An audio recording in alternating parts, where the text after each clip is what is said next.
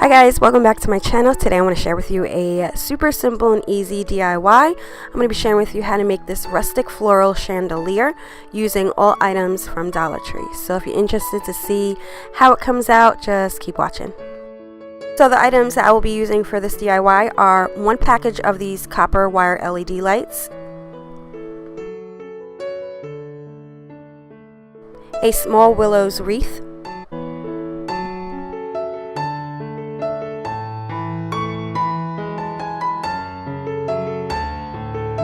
some jute twine,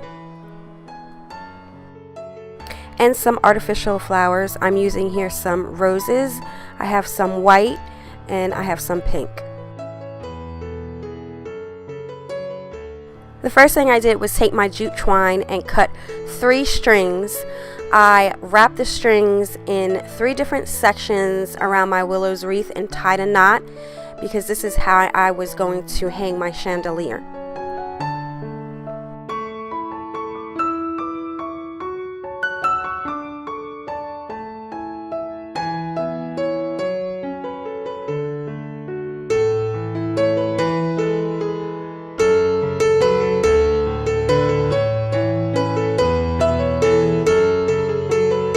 Here's what it looks like once I was done tying all the strings around the top of my willow's wreath.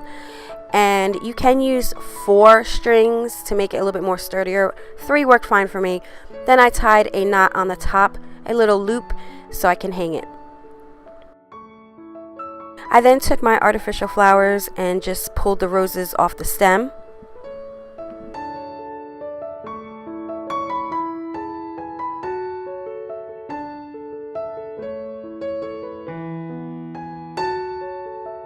I then took my jute twine and cut several pieces of string, some long and some short. I wrapped it around my willow's wreath and gave it a good knot. And this is what I'm going to hang my flowers on.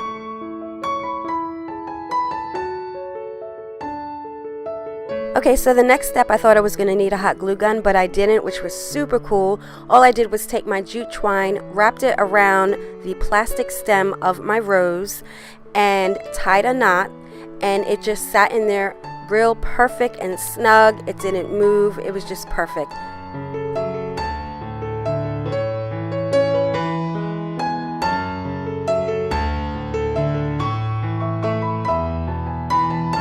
So I continued doing this with all my flowers, rotating the colors.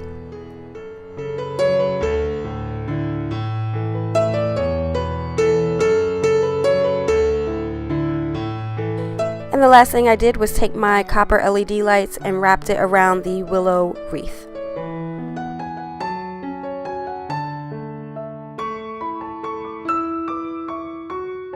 And there you have it, guys, a very pretty rustic chandelier, all items from Dollar Tree. This cost me nothing but $5, and I think that this would be perfect for a wedding or even a little girl's room, and I'm really pleased on how it came out. So I hope you guys enjoyed this video. Thank you for taking the time out to watch, and I'll talk to you guys in the next one.